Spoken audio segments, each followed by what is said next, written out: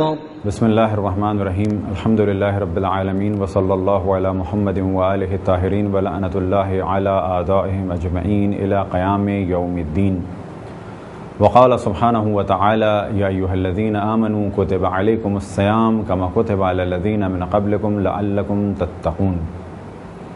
خداوند تبارک و تعالیٰ کا ارشاد ہے کہ اے ایمان والوں، تم پر روزوں کو واجب قرار دیا گیا جس طریقے سے تم سے پہلی امتوں پہ روزوں کو واجب قرار دیا گیا تھا تاکہ تم تقوی اختیار کرو. یہ مہینہ یعنی ماہ مقدس رمضان، یہ وہ مہینہ کہ جس میں اللہ سبحانہ و تعالیٰ کی رحمتیں اور زیادہ اپنے بندگوں پر نازل ہوتی ہیں. یہ وہ مہینہ کہ جس میں گناہ معاف ہوتے ہیں. یہ وہ مہینہ کہ جس میں شیطان کو زنجیروں سے جکڑ دیا جاتا ہے. یہ وہ مہینہ کہ جس میں مومنوں کا سونا بھی عبادت اور سانس لینا تسبیح اللہ سبحانہ و تعالیٰ کے برابر. یہ وہ مہینہ کہ جس میں اللہ سبحانہ و تعالیٰ کی عظیم کتاب یعنی قرآن مجید کا نزول ہوا. ارشاد خداوند تبارک و تعالیٰ ہے شہر رمضان الذی انزل فیہ القرآن، اور یہ وہ مہینہ کہ جس میں قرآن ناطق کی مسجد کوفہ میں صدائیں بلند ہوئیں فزت برب الکعبہ. یہ وہ مہینہ کہ اس میں اہم ترین عبادت اللہ سبحانہ و تعالیٰ کے حکم پر عمل کرتے ہوئے روزہ رکھنا ہے. خداوند تبارک و تعالیٰ کا ارشاد ہے یا ایھا الذین آمنوا کتب علیکم الصیام، اے ایمان والوں تم پر روزوں کو واجب قرار دیا گیا جس طریقے سے تم سے پہلی امتوں پہ روزوں کو واجب قرار دیا گیا تھا.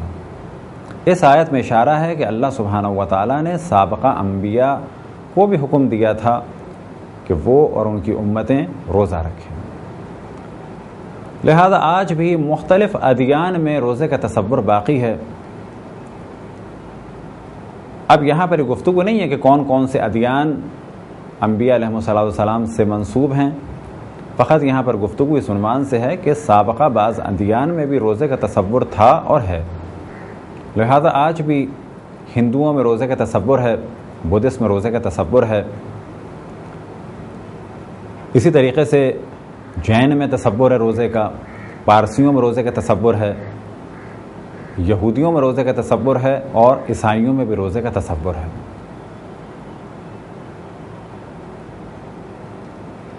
بدھا کی بعض تصویریں یا بعض مجسمے کہ جس میں ان کی پسلیاں نظر آ رہی ہیں، وہ انہی روزوں کی جانب اشارہ ہے کہ جو بقول بدھسٹ علماء کے کہ جب بدھا یہ چاہتے تھے کہ اللہ کی معرفت حاصل ہو تو انہوں نے کھانے پینے کو ترک کیا. البتہ اس جانب توجہ رہے کہ اسلام اس قسم کے بھوکا رہنے کے سلسلے کو کہ جو طویل ہو جائے قبول نہیں کرتا اور اجازت نہیں دیتا. بائبل میں بھی روزے کا ذکر ہے اولڈ ٹیسٹمنٹ میں، اور روزے کے لیے جو لفظ قرآن مجید میں استعمال ہوا وہ در حقیقت عبری کا ہے، اور یہی لفظ بائبل میں ہے یعنی اولڈ ٹیسٹمنٹ میں، بائبل کے اولڈ ٹیسٹمنٹ والے حصے میں یعنی تورات میں. قرآن مجید میں لفظ صوم آیا. آج بھی عبری میں روزے کے لیے جو لفظ استعمال ہوتا ہے وہ صوم ہی ہے. آج بھی یہودی روزے کو صوم کہتے ہیں. ابھی اور بات ہے کہ ان کے یہاں روزے کی شرائط الگ، ہمارے یہاں روزے کی شرائط الگ، لیکن اس وقت موضوع یہ ہے کہ روزہ یعنی اللہ سبحانہ و تعالیٰ کے لیے کچھ چیزوں کو ترک کرنا، کہ جن میں سے ایک اہم ترین چیز اس کو ترک کیا جاتا ہے وہ ہے کھانا اور پینا. اس کے فوائد سے سابقہ امتیں بھی آشنا تھیں، اور وہ یہ جانتے تھے کہ اس طرح سے بھوکا اور پیاسا رہ کر اور بعض چیزوں کو ترک کر کے اللہ کی معرفت میں اضافہ ہوتا ہے، قلب نورانی ہوتا ہے. اور بعض روایات میں ہمارے ہاں جب اس جانب توجہ دلائی کہ روزہ رکھنے والا اللہ سبحانہ و تعالیٰ کا مہمان ہوتا ہے، تو یاد رکھیں کہ دنیا کی مہمان نوازی کھانے پینے کے ذریعے سے ہے، اور اللہ اس مہمان نوازی کو ہمیشہ سے کر رہا ہے اور ہمیشہ کرتا رہے گا. لہذا جو کچھ دنیا میں ہے وہ سب کچھ اللہ ہی کی جانب سے ہے. ماہ رمضان میں جو اللہ سبحانہ و تعالیٰ کی ضیافت ہے، جو اللہ سبحانہ و تعالیٰ نے ہمیں مہمان بلایا ہے، تو کھانا پینا تو سب کچھ اللہ ہی کی جانب سے ہے، جو کچھ زمین میں ہے سب اللہ کی جانب سے ہے، لیکن ہماری ضیافت در حقیقت قلوب کی نورانیت کی ضیافت ہے۔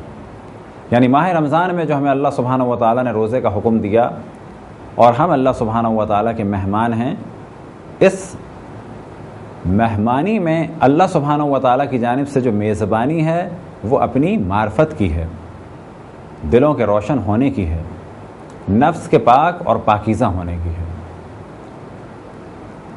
اور پھر اس جانب ہم توجہ دلائیں کہ روزے کے بارے میں سابقہ ادیان میں بھی توجہ دی گئی۔ وجہ کیا تھی کہ وہ اس نقطے تک پہنچ چکے تھے کہ روزے کے ذریعے سے قلوب پاک ہوتے ہیں۔ اب اس جانب ہم دوبارہ توجہ دلائیں کہ ان دیگر ادیان میں روزے کی شرائط الگ ہیں، روزے کے صحیح ہونے کا دار و مدار مختلف چیزوں پہ۔ ہمارے یہاں اس عالم اسلام میں روزے کی بالکل الگ تعریف ہے۔ بس یہ جو گفتگو ہوئی سابقہ ادیان کے بارے میں، ہدف یہ تھا کہ یہ بتایا جائے کہ جس طرح سے اللہ سبحانہ و تعالیٰ نے ارشاد فرمایا کما کتب علی الذین من قبلکم لعلکم تتقون، کہ جس طریقے سے تم سے پہلی امتوں پہ روزوں کو واجب قرار دیا گیا تھا، اس آیت کا بخوبی آج کی دنیا میں بھی جائزہ لیا جا سکتا ہے کہ اس آیت میں اللہ سبحانہ و تعالیٰ نے جس حقیقت کی جانب توجہ دلائی وہ آج بھی باقی ہے کہ مختلف ادیان میں روزوں کا تصور آج بھی ہے۔ اسلام میں روزے کے لیے خاص اوقات ہیں، اول فجر سے اول رات تک، جیسا کہ اللہ سبحانہ و تعالیٰ نے ارشاد فرمایا وَأَتِمُّوا الصِّيَامَ إِلَى اللَّيْلِ، یعنی رات کی ابتدا تک، إِلَى اللَّيْلِ، بس اول فجر سے اول رات تک یعنی مغرب کے بعد تک روزے کا ٹائم ہے۔ کچھ شرائط ہیں روزہ رکھنے والے کی اور کچھ شرائط ہیں روزہ صحیح ہونے کی۔ اسی طریقے سے کچھ مبطلات صوم ہیں کہ جن کے ذریعے سے روزہ باطل ہو جاتا ہے، اور ایک روزہ رکھنے والے پر لازم ہے کہ وہ ان چیزوں کی جانب توجہ رکھے، انہیں جانتا ہو اور ان سے بچے۔ یہ تھی ہماری مختصر سی گفتگو روزے کی اہمیت کے بارے میں اور روزے کی ڈیفینیشن کے بارے میں، تعریف کے بارے میں کہ اسلام میں روزہ کس چیز کو کہتے ہیں۔ خداوند تبارک و تعالیٰ سے دعا ہے کہ بحق محمد وآل محمد ہمیں اپنے رسول، اپنی حجتوں، خصوصاً امام زمان علیہ السلام کی معرفت اور اطاعت کی توفیق عطا فرمائے۔ وصلی اللہ علی محمد وآلہ الطاہرین۔